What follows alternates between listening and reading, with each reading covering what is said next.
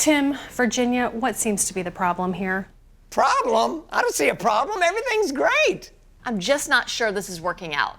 He doesn't have my back, he's not supportive, and quite frankly, I don't even feel like he's listening to me half the time. Say what? It's a beautiful day, don't you know? It's a beautiful day. This is The Thread. Let's see. You left me on an elevator with Fred Bird while you hung out with Adam Wainwright. You left me during a huge DIY project so you could eat biscuits. Those were really good biscuits. You left me on a mountain. I don't even know how to ski. And you let a snowboarder take me out. You burned our chili on the day of a huge chili cook-off. Could have happened to anybody. And he tricked me into holding a hissing cockroach. They were really good biscuits. Tim, Virginia, I think you need some help. I'm going to send you to camp. Woohoo! Yes! Team building camp.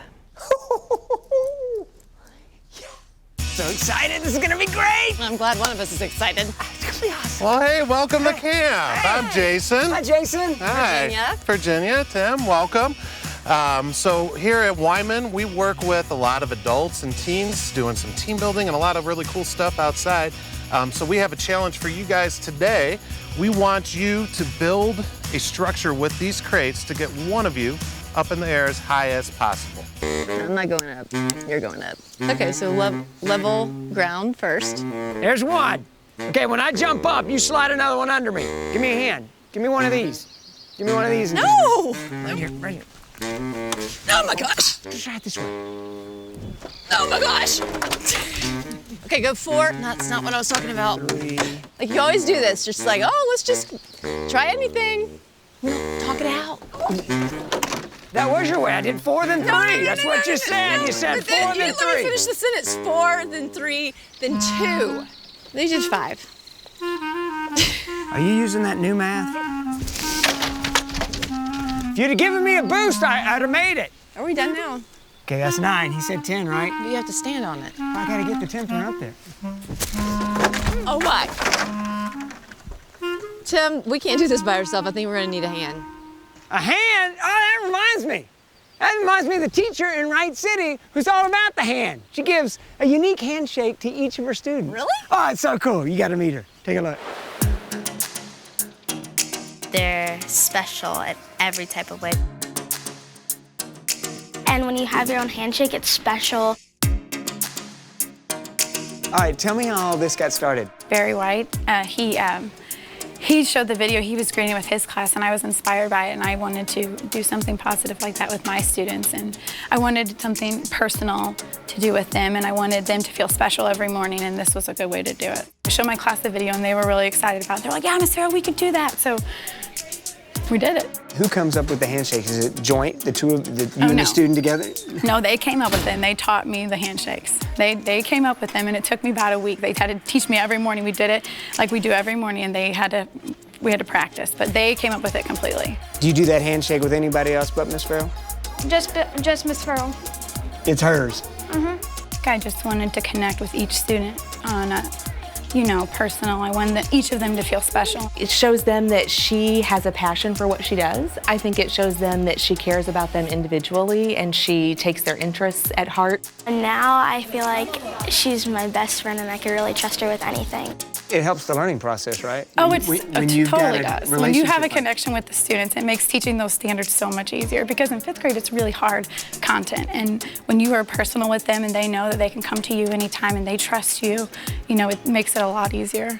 We want them to be teaching them academics, teaching them standards, but we also want them to be teaching them how to be respectful citizens.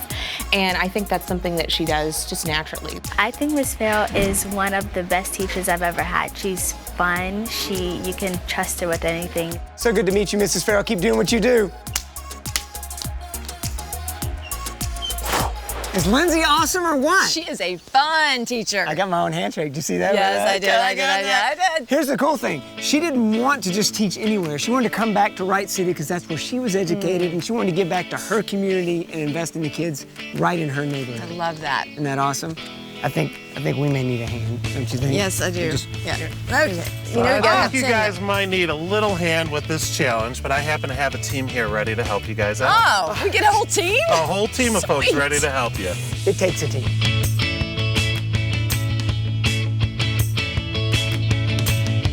Virginia, mission accomplished. Sweet. Look what Because we- of a team. Yes, what we were able to accomplish with a team. People helping out, right? Right. Which reminds me of an amazing story. John O'Leary. Oh, John O'Leary, a St. Louisan who was supposed to die. He should have died at the age of 9, but because of a team of people who came around him, he survived. I'm age 9. The week before the event takes place, I see little boys in my neighborhood playing with fire and gasoline. And I look up to these guys. I mean, they're practically men. They're 11. So I figure, you know, if they can do this and get away with it, so can I. So on the Saturday that follows, my dad's at work and my mom is out, walked into the garage. You know what's going down here. Bend down over a can of gasoline, light a piece of cardboard on fire, and try to pour just a little bit on top. And there's this huge explosion, splits the can in two and launches me 20 feet against the far side of the garage. I come to on the far side of the garage, look around me, everything's lit up, everything's on fire, and I think we all know what we're supposed to do when we're on fire. Stop, drop, and roll class. But the reality is when you are that one on fire and when you are 9, you're scared. So I took off running, ran through my house, eventually came into the front of it, stood on top of a rug begging for help and praying for a hero. And my brother Jim ran up the steps. He was 17. He saw me aflame, picked up a little rug, beat me down with that rug, knocked down those flames, carried me outside, and became the hero, the first hero in the story. So when you come in with burns on 100% of your body, the math back then is you take the percentage of the body burned, you add the age, and now you have mortality. So I had 109% likelihood of dying, and the prognosis is dire. It's death. There is no reason for hope. What we knew that day, my mom and my dad and our families, we can't do this thing by ourselves. We needed a great team. We had it down at Mercy. We needed some phenomenal volunteers. We had it throughout St. Louis and around the world. And it was the start of a 5-month journey that we could have never done by ourselves. A little bit later on the thread, you'll hear about the man who played a huge role in John's recovery. It's a name and a voice you're sure to recognize. The Thread, brought to you by Bomarito Automotive Group. This is Frank Bomarito. You'll get a bigger selection and better value when you visit any Bomarito location. State-of-the-art showrooms and the most advanced service centers. Bomarito has over 8,000 new and 2,000 pre-owned vehicles, all with Missouri's best pricing, greatest financing, and lease options for everyone. Nobody has more. Nobody sells more. Your next car is at Bomarito or Bomarito.com. We're in every neighborhood.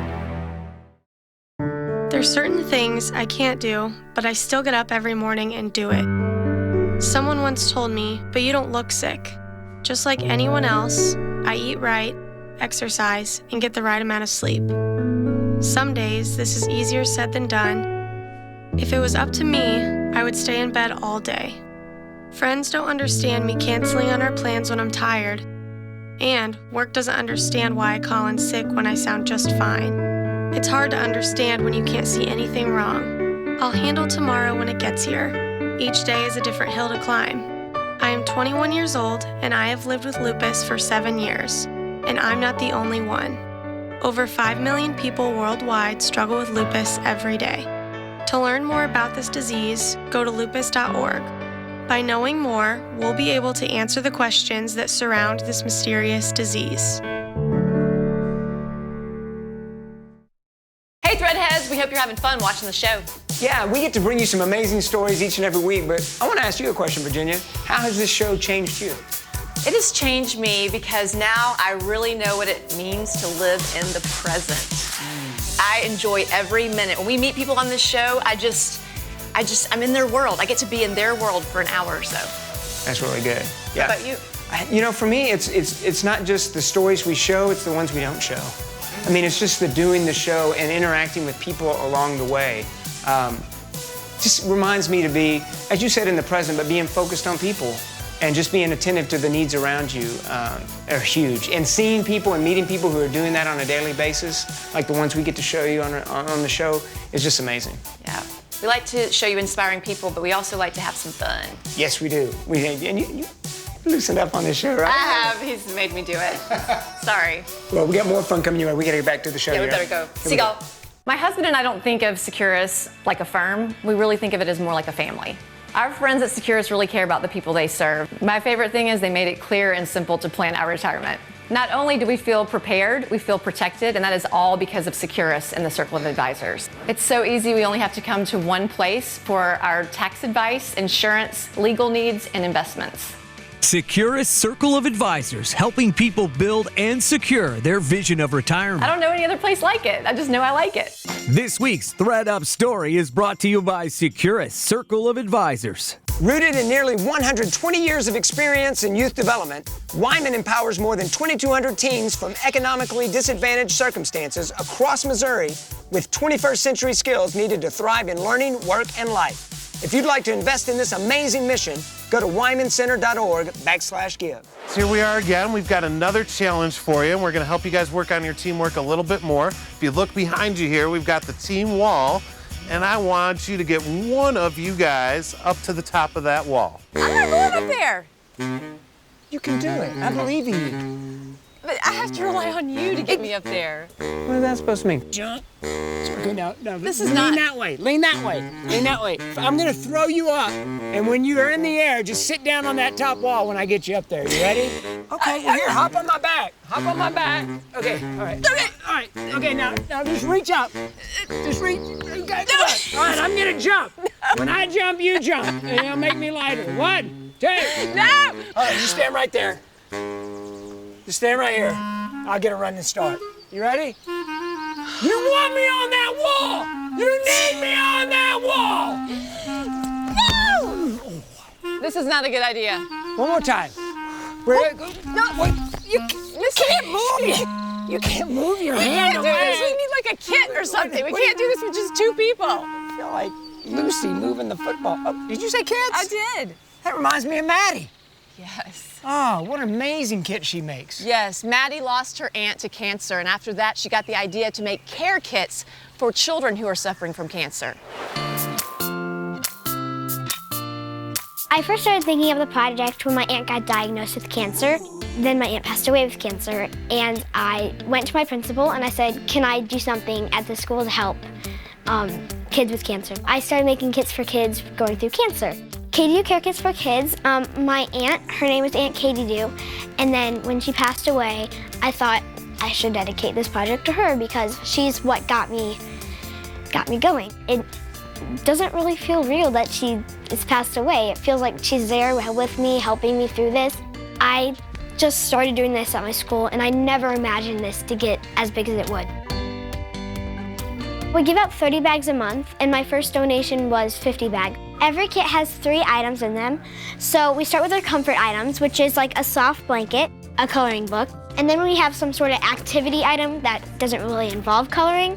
And then in every kit we have a side effect item, which includes tissues, lotion, hand sanitizer, and chapstick. We also have a treat bag. Well, this is our 450 kit, so we've made 450 now. It doesn't surprise me that she's led to do it. It surprised me how long it's been going on and how the community has supported us. I get donations from Girl Scout troops, from Girls on the Run, other schools. With the money that we get, we go out and go shopping. So we get the stuff, and I was a kid, so I kind of know, get this. And sometimes my mom's like, oh, we should get this for the teenagers. I'm like, no. It makes me really proud. It really, without getting emotional, makes me really proud. She's inspired people across the world. And she's made a friendship with a little girl in Australia who did the service project there in honor of her aunt. And they Skype and talk, and to watch her make friends and talk about what they're putting in each other's kits and how it's going is really cool, really cool. That Maddie is pretty amazing, and it's awesome how she and her mom have worked together on this, Virginia, and brought the schools involved as well, and getting other people that just want to hop on and help out. And everybody's hearing about it. In fact, Maddie's in Washington, D.C. this weekend receiving a service award, one of only 2 kids in the state of Missouri to get it. All right, Virginia, you ready to try this again? Yes, with We've got a team here to help you out. Okay. And we're gonna try this again. Your goal is to get up there to the top. Okay. Tim and Jared are gonna be up there to help grab your arms. But I've got to rely on him to pull me over. Hey, Virginia, don't worry. I brought a couple of friends to help out. Yes. Anyone know a snake charmer? Because these pythons are out of control. Yeah, you bring those friends a lot and they don't do anything. Okay, well, we're about to change that. I got a team around me now. Okay. Teamwork makes the All dream right, let's work. get this started. Go ahead and step up there. I got mud on my shoes. That's all right. A lot. Okay. Okay. All right, and then we're lifting and we're lifting. Okay, this is the part I'm scared about. Oh, you got this. Ah, okay. You got it. Okay, hold on. You're good. Okay. Just whoa. Yes. Yes. 3 seconds. Yes. Thank you. What a difference a team makes. Hey, Tim, I got a fancy chair in the middle of the woods. I've got a few questions. You know what that means. That means it's time for the Hot Seat, brought to you by Rothman Furniture. Take a gander at the Crescent Milano Coal Power Rocker Recliner. The perfect blend of style, comfort, and function. While the Power Recliner, adjustable power headrest, and built-in USB port scream, "Don't ever leave." Meet your new best seat in the house for baseball season. And it's available now at Rothman Furniture. Oh, yeah, it's time for the Hot Seat. Virginia, you ready? I'm ready. All right, we're going to put 30 seconds on the clock. Jason, you ready? I am so ready. All right, our category is famous teams or duos. Are you ready? Team, you ready? Yeah. Here we go. All right, the clock will start after I ask the first question. This team left St. Louis in 1804 to explore the Louisiana Purchase. Lewis and Clark. Yes! Oh, yes. The dynamic duo. They fight crime in Gotham City. Batman and Robin. Yes! All right. These TV ladies lived in Milwaukee and had friends named Lenny and Squiggy. Squiggy. You know it. Come on, man. Penny and Squiggy. Ah! Any more clues? Laverne and Shirley. Yes! All right. Yes, there you we go. All right, famous magician team. One speaks, one doesn't. Penn and Teller. Yes, All absolutely. right. And these two go great together between 2 slices of bread. Great team. Peanut butter and jelly. My favorite sandwich. Peanut butter and jelly. All right. Jason, you conquered the hot seat. Oh, man. Woo, way to go. Rothman's has been locally owned in St. Louis for 90 years. We'd love to invite you to our customer appreciation event going on now. That's right, 2 huge thank you offers. Save up to an extra 20% off your entire purchase with no minimum, plus 15 months no interest with no money down. Incredible! Save throughout our stores on beautiful brand name furniture for every room of your home. Then get up to an extra 20% off your entire purchase with no minimum, plus 15 months no interest. Thank you for 90 years, St. Louis, from Rothman Furniture and Mattress. Hey, Threadheads, we want to hear from you. That's right, this is your show, and we want you to be able to have a voice in it. So if you'll send us a message, any question you have for us, any comment, any story idea, we'd love to hear it. All you have to do is go to our Facebook page, The Thread STL, and hit message. Things are getting very interesting down on the farm at Eckert's. That's right, farm fresh, homegrown strawberries are available now in the Belleville Country Store. These berries are so merry, they're planning a party. Don't miss the Strawberry Festival every weekend in May at Eckert's Farm in Belleville. So what, St. Louis? Brought to you by Endeavor Capital Mortgage. Tell us something fun. Who has helped you in a time of need? My parents, because they help me when I need help the most. I think my dad, because he's helped me if I needed homework. I really think my brothers helped me because many times I need homework, he helped me, and other stuff. Earlier, we introduced you to John O'Leary. At the age of 9, he was burned on 100% of his body, and he had a 109% chance of dying. Yeah, he was in dire need of help. And now you're going to hear the story of how one man you probably have heard of before, moved to his needs in a powerful, powerful way.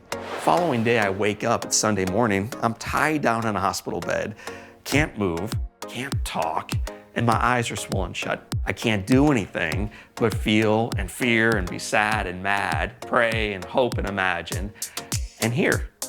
And hear, like that's a key, and hear. I hear footsteps walk through a doorway. They come over to my bedside, sit down, a chair gets pulled across the floor, and then I hear the voice of Jack Buck, my hero, who I'd never met before. I think that's really important to hear. I don't know this guy, and he doesn't know me. Walks into my darkness, tells me that I'm gonna be okay, tells me that when I get out, not if, we're gonna have John O'Leary Day at the ballpark. He tells me to fight on, and then he gets up, he walks out, he leaves me tied down in darkness by myself on fire for life. The following day, that little boy that has no reason for hope is laying in darkness, literally and figuratively. The door opens up, footsteps walk in, I hear the chair, a cough, and then the voice of Jack Buck speak light back into my darkness, and he says, "Kid, wake up. I'm back. You are going to live, you're going to survive, keep fighting." And then he leaves, and then the following day comes back. This love story goes on for the 5 months that I'm in hospital. The guy just keeps coming back, even though the odds were stacked against this little stranger that he'd never met before. And we have John O'Leary Day at the ballpark. Jack kept the promise, and we celebrated, we partied. I think I knocked down 13 Cokes that night. Okay, so it was a mighty celebration. He learns I don't have fingers, so although I can knock down the soda, I can't drink them myself. There's a straw coming through each one. So my hands are almost utterly useless back then. And the following day, I get a baseball from Ozzie Smith in my mailbox with a little note from Jack Buck below it that reads, "Kid, if you want a second baseball, all you have to do is send a thank you letter to the guy who signed the first." I'm pretty sure the guy knew I could not write, but he also knew about the power of inspiration and encouragement and setting big, worthy goals in front of folks. So I write this note. First note I ever write after being burned goes to Ozzie. My mother helps me hold my hands together. We pin it together, mail it off, and 3 days later, Mom comes home from the mailbox with a second package, a second baseball, second Cardinal player, second note below it that says, "Kid, if you want a third baseball, Mom, bring me a pen, quick." I mail it off, and a couple days later, I get another baseball with another note. By the end of that summer, a busy announcer, got a busy life himself, and yet the man made time to send a little nobody named John O'Leary that in all likelihood no one will ever hear of again, sends him 60 baseballs. 60. Teaching a little guy with no chance and no fingers how to write. So his first step was to teach me not to die and how to live. Then he teaches me how to write, which allowed me to go back to grade school and take back the possibility of my life. We could have listened to him all day. Absolutely. In fact, we have a lot left of his interview we're going to share with you next week. In the meantime, you can register for his webinar now through Monday, May 8th. Just go to his website, johnolearyinspires.com/instudio. Just another example of people needing people. I mean, we were made to be community. I mean, we couldn't accomplish anything out at Wyman until we had a team around us. No. We were in sad shape. Yes. And look at little Maddie. She wanted to help kids with cancer in honor of her aunt who passed away. And she has helped hundreds around the world since then. Unbelievable. And our teacher in Wright City, Lindsay Farrell, she lends a helping hand to her students, but in a unique way that builds trust and relationship. And John O'Leary, out of all people, Jack Buck is the one who comes and helps this total stranger. And now John O'Leary has used that experience to pay it forward and help thousands. It reminds me of the parable that Jesus tells in Luke chapter 10. A teacher of the law comes to Jesus and says, "What must I do to inherit eternal life?"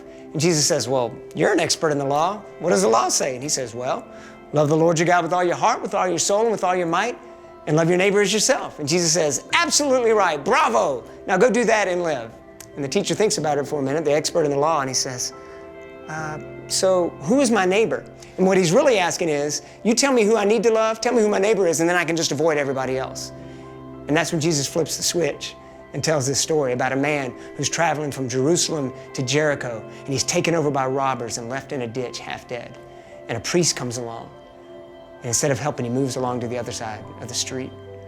And then a Levite comes along, one of the religious right, and he moves to the other side. And you know, everyone in the crowd at that point is saying, "You give it to him, Jesus, you let him have it." The religious right, they're always putting heavy burdens on us, demands. Woo, you give it to him.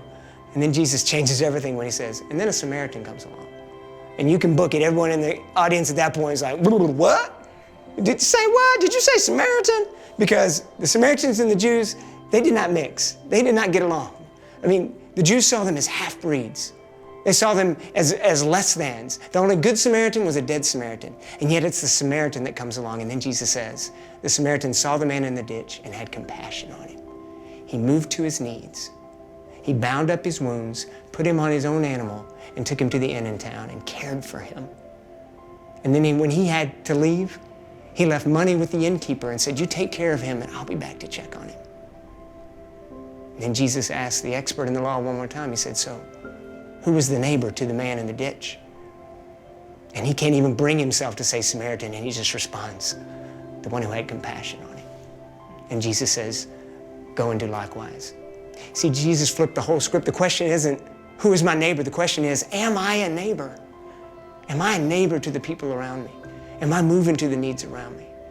We're to love the next person that crosses our path. That's why we have that reminder in our office to remind us all the time that we're to love the next person that crosses our path, just as Jack Buck did for John O'Leary. And what difference did it make? Not only in John O'Leary's life, but for all those who have heard the story that John O'Leary tells time and time again. Yeah, it's what we're meant to do. It's how we were wired. It's who we're called to be. Yeah.